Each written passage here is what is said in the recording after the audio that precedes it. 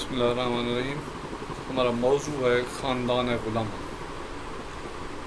سلطان محمود غزنوی کے خاتمے کے بعد ایک عرصے تک ان کی اولاد یکے بعد دیگرے حکومت کرتی رہی، اور جب وہ انتہائی کمزور ہوئے تو غوری نے آ کے قبضہ کر لیا۔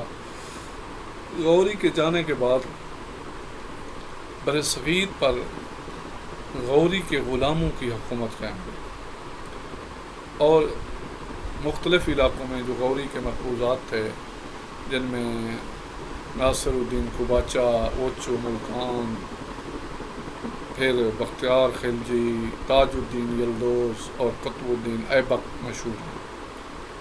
خاندان غلامہ اس لیے کہا جاتا ہے کہ ایبک نے جس خاندان کی حکومت قائم کی رکھی، بنیاد رکھی، چونکہ ایبک خود غلام تھے اور اس کے بعد بھی جو لوگ بادشاہ ہوئے وہ غلام تھے یا غلاموں کی اولاد تھے۔ اس لیے 1206 میں قائم ہونے والا یہ جو خاندانی حکومت کا سلسلہ تھا، چونکہ غلاموں کی حکومت پہ مشتمل تھا، اس لیے اسے خاندان غلامہ کہتے ہیں۔ اب خاندان غلامہ کے اندر سب سے پہلا جو بادشاہ ہے وہ ایبک ہے۔ ایبک محمد غوری کا غلام تھا، اور غوری کے جانے کے بعد جب وہ اس علاقے میں حکمران بنایا گیا تو اس کے ساتھ 3-4 جو ہے اور لوگ بھی تھے، جن میں قباچہ اور خلجی اور پھر یلدوس۔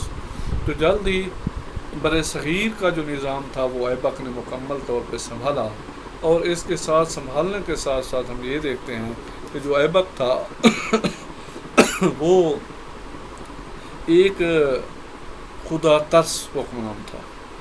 وہ ایک نیک سیرت اپنا حکمران ہونے کے ساتھ ساتھ بادشاہ تھا، اور جس کے متعلق ہم دیکھتے ہیں کہ اس کی جو حیثیت تھی اس میں اس نے نہ صرف محمد غوری کی جو حکومت تھی اسے سنبھالا دیا، بلکہ ہم دیکھتے ہیں کہ اس نے جب شروع کے اندر 1192 کے اندر دہلی پہ قبضہ کیا تو اسی تناظر میں ایبک جو تھا وہ یہاں اس کا نائب تھا، اور وقت گزرنے کے ساتھ ساتھ اس نے اس علاقے پہ اپنی حکومت جاری رکھی۔ اور پھر ہم یہ دیکھتے ہیں کہ جب وہ غوری چلا گیا تو ایبک جو تھا اس نے گوالیار، کول، کلنجر، اور اس کے بعد جو ہے اس نے انہلواڑہ اور بہت سارے علاقے فتح کر کے یہاں حکومت جو ہے اس کو مستحکم کیا۔ اسی طرح جب 1206 میں اس نے باقاعدہ طور پہ اپنا دلی کی حکومت سنبھال لی، یہاں بادشاہ بن گیا، تو رسم تاج پوشی کے بعد ہم دیکھتے ہیں کہ ایبک ہندوستان کا پہلا مسلمان بادشاہ ہے۔ اب ایبک نے نہ صرف یہاں بادشاہت کا جو نظام تھا اس کو سنبھالا، بلکہ اسے پروان بھی چڑھایا، اور خاندانی حکومت کی بنیاد بھی ہم نے دیکھا کہ رکھی۔ محمد غوری کی وفات پر تاج الدین نے غزنی، قباچہ نے سندھ، ملتان، اچا پہ اپنی حکومت قائم کی، اور جو تتمش تھا وہ بہار کے اندر موجود تھا۔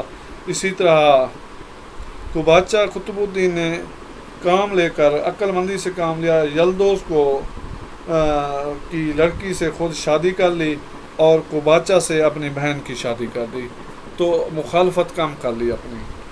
اس وقت قرابت داری کی وجہ سے ان میں سے کسی نے بھی ایبک کے خلاف بغاوت نہ کی، تو دلی کی سلطنت کی بنیادیں کیا ہوئیں، وہ کافی مضبوط ہو گئیں، اور ایبک اپنی ریاست کی مضبوطی کے اندر لگ گیا اور اس پہ کام کرتا رہا۔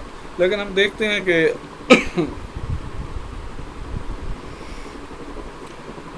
ایبک نے کافی یہاں ترقی دی۔ وہ فن تعمیر کا بھی شوقین تھا، تو اس لیے اس نے اسلامی فتح کی یاد میں دلی میں مسجد قوت الاسلام قائم کروائی۔ اسی طرح اجمیر میں ایک کشادہ مسجد بنوائی، اور خواجہ معین الدین چشتی اجمیری کے ساتھ ان کا دلی لگاؤ تھا، تو اس لیے اشاعت اسلام کے حوالے سے ان سے بھی انہوں نے ایک نہ صرف رہنمائی لی بلکہ قدم قدم پہ معاونت اور ان سے روحانیت اور دعا حاصل کرتے رہے۔ دلی کے سے چند میل کے فاصلے پر قطب مینار کی بھی بنیاد رکھی، جسے التتمش نے مکمل کیا۔ اس کی وجہ سے ہزاروں لوگوں کو جو ہے روزی کا موقع ملا۔ یہ ایک صنعت تھی، اور جس کا آغاز جو ہے وہ بیسیکلی ایبک نے ہی کیا تھا۔ پھر اسی طرح ہم دیکھتے ہیں کہ ایبک جو تھا وہ چگان یعنی پولو کا بھی شوقین تھا، تو ایک دن وہ کھیل رہا تھا، اور کھیلتا ہوا گھوڑے سے گرا، زخمی ہوا اور وفات پا گیا۔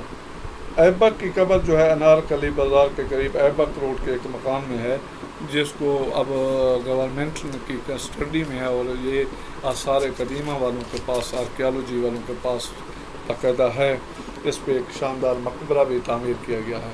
تو قطب الدین ایبک کا جو پیریڈ ہے وہ بڑا مختصر ثابت ہوا ہے۔ اس کے اندر اس نے صرف کوئی 4-5 سال جو ہے 1206 سے 1210 تک اس نے حکومت کی ہے۔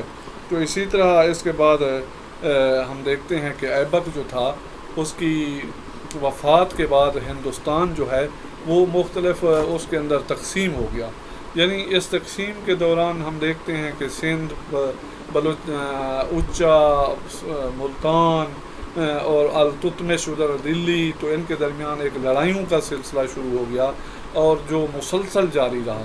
یعنی 1210 میں وفات کے بعد التتمش نے جب دلی کی حکومت سنبھال لی، تو اس کے بعد ان کے درمیان لڑائیوں کا مسلسل سلسلہ چلتا رہا۔ ان میں رشتہ داری بھی قائم ہوئی، لیکن وہ خاطر خواہ اثر نہ ڈال سکی، اور نتیجتاً یہ نکلا کہ 1228 کے اندر 28 ہی تھا، 28 کے اندر جب کوباچا کو شکست ہوئی اور وہ بھاگا اور دریائے سندھ میں ڈوب کر مر گیا، تو اس کے نتیجے میں پھر التتمش اور کوباچا کے درمیان جو مخاصمت تھی وہ کوباچا کی موت کے ساتھ ہی ختم ہوئی، اور یوں التتمش جو ہے وہ ایک نئے حکمران کی حیثیت سے بر صغیر کے اوپر حکومت جو ہے وہ قائم کرتا رہا، اور تقریباً 1236 تک اس کا اقتدار ہے۔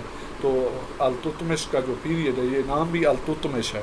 تو التتمش کو ہم انشاءاللہ کل کے لیکچر میں ہم دیکھیں گے کہ التتمش کی کیا پوزیشن تھی، اس نے بر صغیر کے اندر کیا کردار ادا کیا، اس کے دور کی جو اصلاحات ہیں، جو کامیابیاں ہیں، جو خدمات ہیں، اسے ہم کل کے لیکچر میں دیکھیں گے۔ اللہ تعالیٰ آپ سب کا حامی و ناصر ہو، آپ کو اس کرونا جیسے موذی مرض سے بچائے، اور اپنا گرد و نواح کے لوگوں کا سب کا خیال رکھیں۔ اللہ تعالیٰ پاکستان کو اور دنیا کو، عالم اسلام کو اس وبا سے محفوظ رکھے۔ پاکستان قائم باباد۔